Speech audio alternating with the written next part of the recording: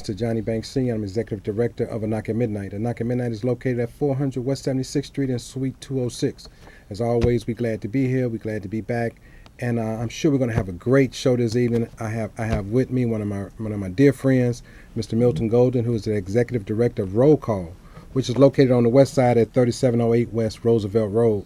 And we're going to talk a little bit tonight about the issues of ex-offenders and their families. What is Roll Call all about? How did it get started? And why this issue is so near and dear to the heart of Mr. Golden, as we know that one of the greatest problems that we are having is not just crime in our community and not just people being incarcerated, but the fact is people are having the types of crimes that they cannot get their lives back once they get felonies or some other charges that carry certain offenses along with it. Then naturally, when they come back into the community, they can't get back on their feet. They can't get themselves back on track because of these, they have paid their debt to society, but still, after paying their debt, these things are weighing heavily into their backgrounds and causing them not to be able to get certain jobs, some of the plum jobs that are available to men.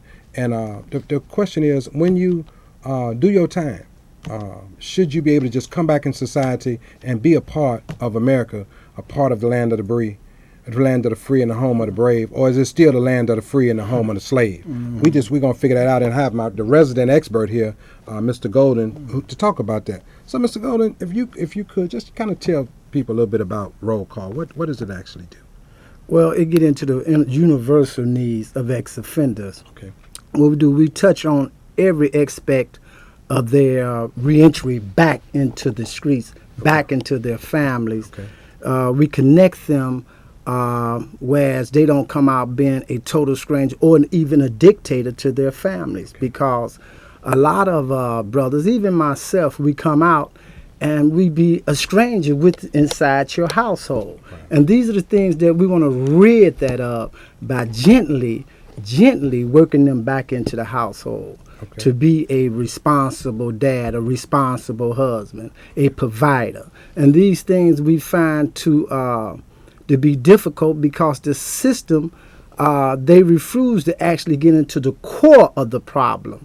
In fact, you find that the system don't even give them the proper funds and stuff to make their transition from the penitentiary back to the streets. Okay. So this is what we do. We try and help them any way possible that we can to make that comfortable transition back. Okay. Let's say people out in the viewing don't have a clue about how the criminal justice system works. Two things you just said, I want to jump on one in particular. You said that the system, when they come out of the system, they don't have adequate resources when they're upon release. Right. Kind of explain that a little more. What do you mean by that? Because you let them out, first of all, you'd have no vocational training. Okay. And when you let them out, you give them nothing. And then you say, okay, there, you're on your own, make it. Okay. How do you make it with nothing? How do you make it with no education, no vocational training? How do you make it? What you supposed to do? And you release them back on us. Okay. Well now, then the question I guess I just jumped to my head. Well, what's the difference between how the state deals with their inmates and how the federal government deals with them? What's the difference? Does one system allow or make way for to be educated or get some kind of training and the other one doesn't?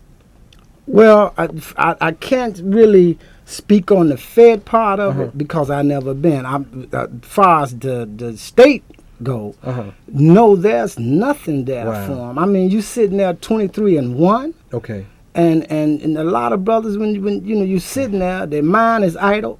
Okay. They make plans to come back before they even get out. So when you go in, you're automatically looking for a way to either stay in or when you get out to come back. Wow. I mean, your bed they haven't even got dry yet. Okay. And then and another thing I want to touch on, Wow.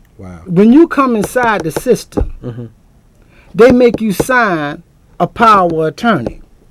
When you get out and you be released to your parent, your woman, or your dog, okay, and you be released to a work release center. Why is it that the work release center receive funds, but your parent, your spouse, or your dog get nothing? Wow. But you're still using their lights, right, their gas, their housing. Okay. And the same thing for the work release center. Why is you biased against my household? Why is you biased against my wife, Okay. my mother, my brother? Since I'm being paroled, I'm still on count. I'm still awarded the state. So where's that money? Wow. Where's that money? Where do we go? So let me clarify that, because I didn't know that. So you're saying that if a person comes out and re-enters into a work release center, there's some resources given to the work release center. Exactly. But if you coming to my house and you got a monitor or whatever, you still property of the state. Exactly.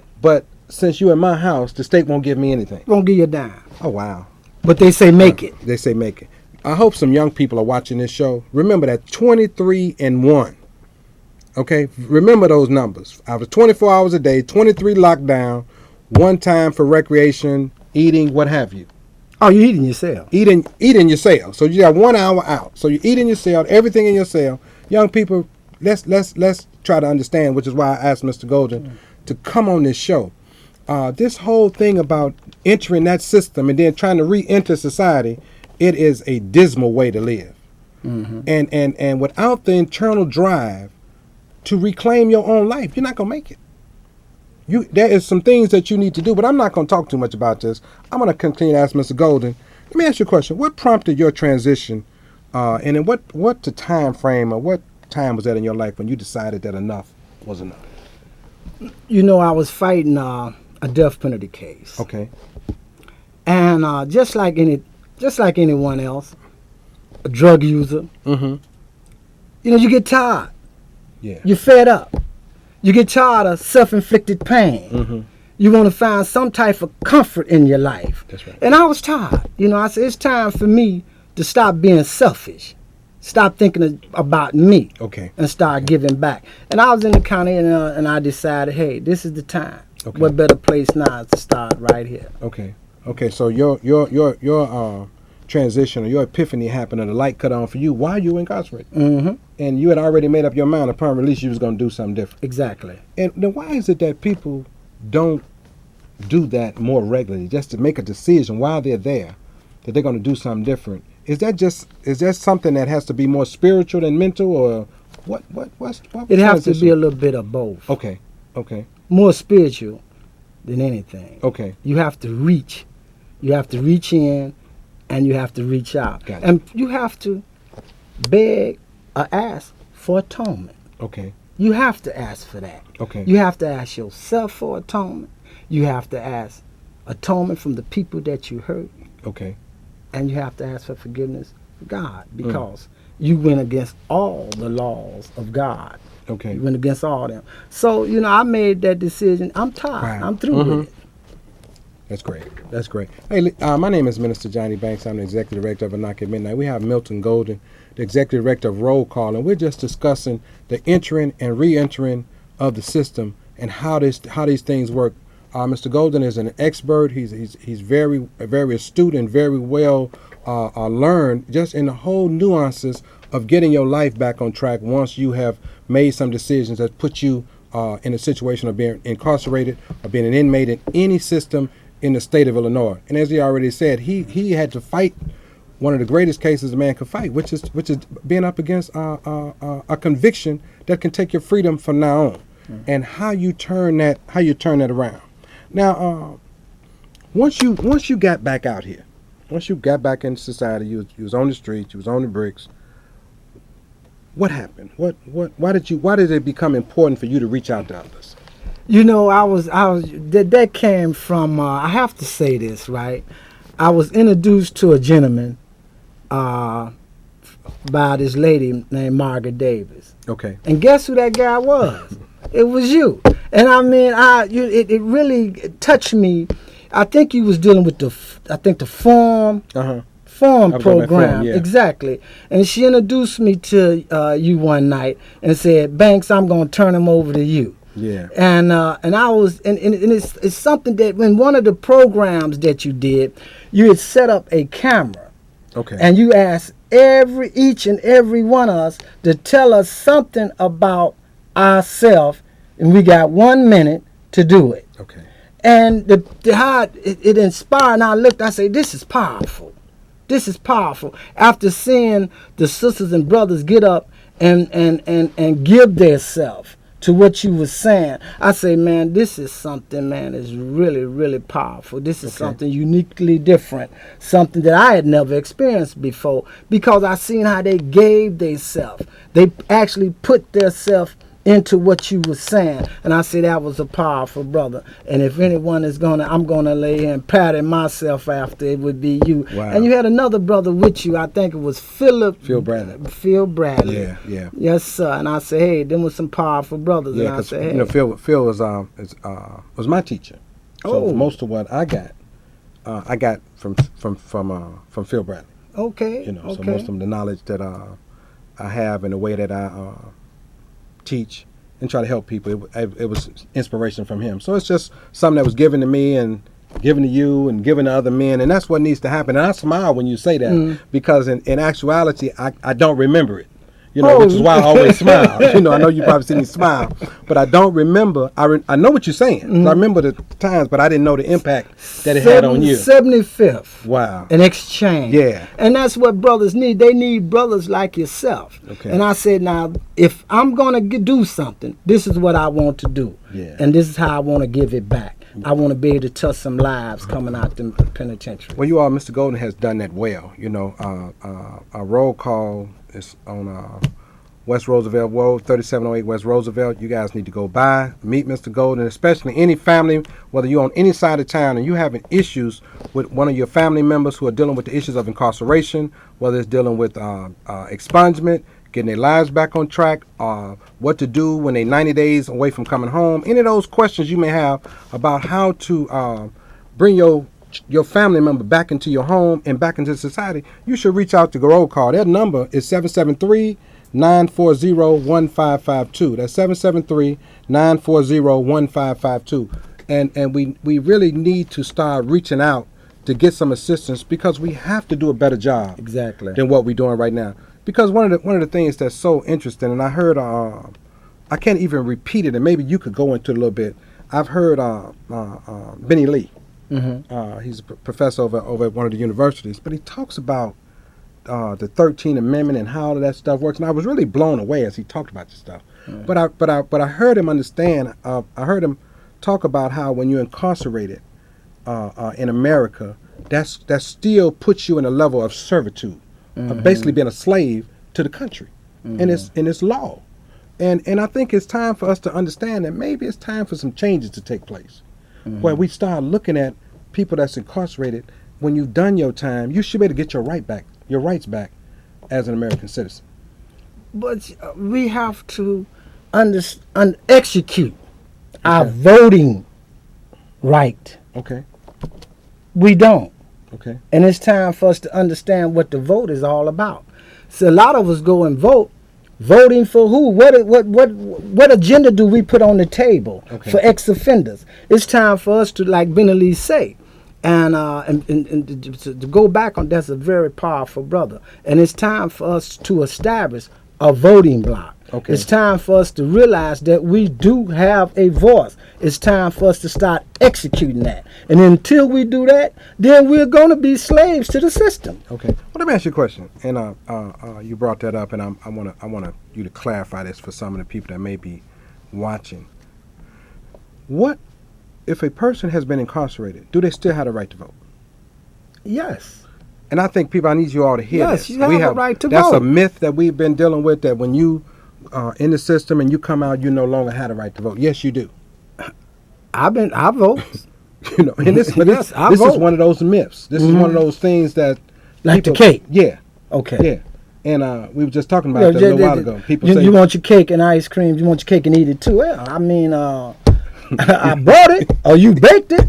I want to eat it. Right. You know, so we deal with myths. Right. And it's time to get away from that. You have the right to vote. Exercise it. And exercise. And that's the only way that you can make change as far as constitutional law or constitutionality in America. It has to be an agenda. It has to be brought to referendum. Then it has to be brought to a vote. You know, and for whatever reason, we find a lot of issues where we think is important, but this issue of men and women becoming back into their homes, like you said, and being able to provide and take their place back in their homes. Well, and I think you said a major point, and without being strangers in the house. Mm-hmm. You know, that's real. That's real. That's that's important. very much real. That's real. Do we try to legislate back in where people can be educated while they're incarcerated? Mm-hmm. It was legislated out. Maybe they need to legislate it back in. Mm-hmm. But these are the things that we have to talk about, and nobody's really talking about that. Mm-hmm. Because what does it profit a person to lose their freedom and gain no education? Exactly. None. Exactly. You know, that man or that woman is a slave. Mm-hmm. Because you cannot make it in America without some kind of educational credential. Exactly. Something. Exactly. You know, and for me to be locked up for 5 years, 10 years, 1 year, 2 years, and have and I got all this time, but I can't access any education. You know, the system, Johnny, is set up for us to fail. Okay. What do you mean by it's that? designed. Okay. I mean, everything that they do is against, us moving forward. Okay. It's against it. Okay. I mean, like the closing of the schools. Okay. I mean, you're going to send my kid from this school, which is in the neighborhood, within walking distance, across the bridge. Now, we know a lot of our young sisters and brothers out there is territorial. Okay. So why would you send my kid over there? But you say you want to help. You say you want to be a part of the solution. Okay. When you're creating a problem. Okay. You know, I mean, we know this. I mean, historically it tell you that it's a dividing line. It's territorial out there. So you're going to take my kid, he walks out the door, four steps, cross the street, into a school, the generational school, whereas his brother went, his mama went, and you're going to send him across the bridge where you know that it's a bed of death. Okay. It don't add up. So it's designed to make us, fail. Okay. Well, let me pose a question, I guess, in this manner, because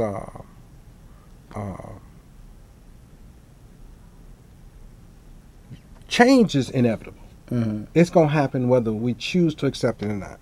Some of it is evolutionary. Some of it is forced on us. Right. But nevertheless, it is what it is. Exactly. At what point do we accept forthcoming change and start to develop what we need to assimilate our lives, protect our families, and what's really valuable to us, our children? At what point does that occur? And I think at some point is when myself and you, me and the viewing audience, we sit down and say, okay, in spite of these issues that we have, these children got to go to school. Mm-hmm. So when do the tribes blend? Now we're talking about a communication gap. Okay. That we have. Come on. The leadership. Okay. Got to come together. Okay. And stop being egotistic. We're not communicating. And if you're not communicating, then you're not gathering. Okay. And they are watching. So if the leadership is divided, how are we going to ever get something together? Okay. How are we going to ever come together? We speaking South and West. What is that? Right. We're people. Mm-hmm. And it's like we stuck on, it's more so of a race issue. When we should start looking at this as a human issue. Okay. You got poor whites like you got poor blacks. You got poor whites that's starving like you got poor blacks that's starving. But, they got us so juggled here mentally that we can't even see the forest because they got the trees in front of us. We can't get past that. We need to come together as brothers like yourself. Absolutely. And me. And that's my point. Change. That's my point in the statement I made to anybody who may be watching. At what point do we sit down and say, okay, this change is upon us? Mm-hmm. And it's almost like, I always use this analogy. We wait so long to come together, it's almost like the mule watching the streetcar go past. The mule know it's done. It's done. His work is done. Because that streetcar is change. Mm-hmm. And that streetcar is going to take over. But they had to build that car, and they built it on the mule's watch. Mm. Mm-hmm. And the mule said nothing and wouldn't even acquiesce to the change, or at least whether the car could drive it to its next point. We can't be that. We can't be those people. We can't be that fall asleep on this issue because the argument is what it is. I really don't deal with the rhetoric of the argument. All I know is in a few months, a few days, here we go. Exactly. Now the question is, as a man, will I be at a school saying, okay, let me help let me help make sure the kids get there safe, or am I going to be watching to see who got them there safe? And their kids look just like me. That's the question. Are we going to blame and complain, compete and compare, or get out there and say, listen, I ain't doing nothing at 8 o'clock in the morning. Everybody in the neighborhood know me. Exactly. Even the kids know me. Let me stand out there. Hey, Mr. Bank. Hey, man, go on to school. Well, that's the message that we have to get out. That's the message we got to get out. It's just like Indians used to beat the drum. We got to get our message out. That's right. It's got to, even if you don't call, listen. Absolutely. See, it's a powerful message going on here today. Oh, don't call me if you don't want to call, but listen to what we're saying here tonight. Right. I mean, it's changing right in front of your face. Let's touch. We got about 3 minutes left. Let's touch another topic. Now, you've been well versed in the whole community issues, the issues that nobody really understands, they're not even privy to.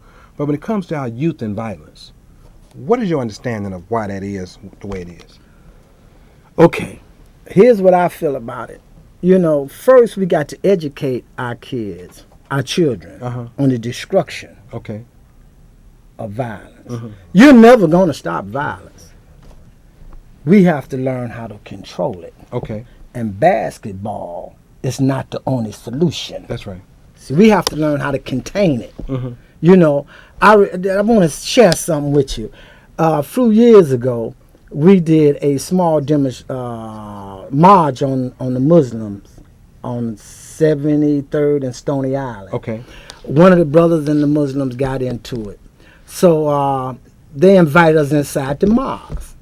And the brother couldn't seem to accept the apology that the brother Muslim was giving. Okay. I mean, he apologized sideways, upside down, any way he could apologize. But the brother just wasn't pleased with that. So we sitting there, Brother Freeman, before he departed from us. We said, well, what do you want? I mean, we sitting here trying to work out a solution. You obviously you're hurt. And you want some type of resolution to this. What do you want? Oh, man, I feel like this here. And so one of the Muslim AKAMs, one of his ministers, he say, well, brother, look, would this make you happy if we can get a little side room and you and the brother kind of work that out? And the brother said, no, I'm cool. See, when two men come together, it's a different type of ball game. Yeah. You understand what I'm saying? And that what I'm saying is this. We have to show our kids how it is, and I meant child, how to be a man. That's right. Only a man can teach a boy how to be a man. I agree.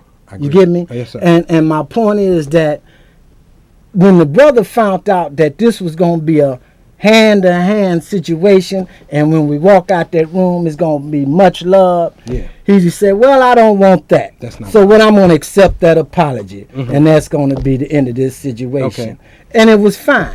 Okay. It was fine. So we got to learn our kids that the solution to the problem is not a gun. That's right.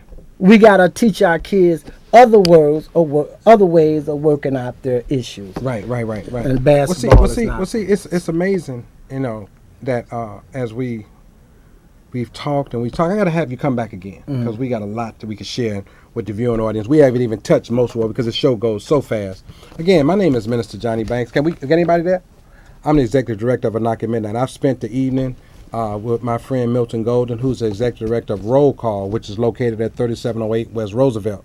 You can reach Mr. Golden at 773-940-1552. And before we end for the season, I'm gonna have Mr. Golden come back so that we can do another segment and just really get into the meat of the whole question of reentry, getting people to be consolidated and back into their homes, back into their families, so that they can be what God created them to be. Listen, our show go fast. We run out of time. I thank you. I thank you, Mr. Golden, for being here. I thank whoever may be viewing. And always remember that in the darkest hour, truth and knowledge are the way. Good night, and God bless you.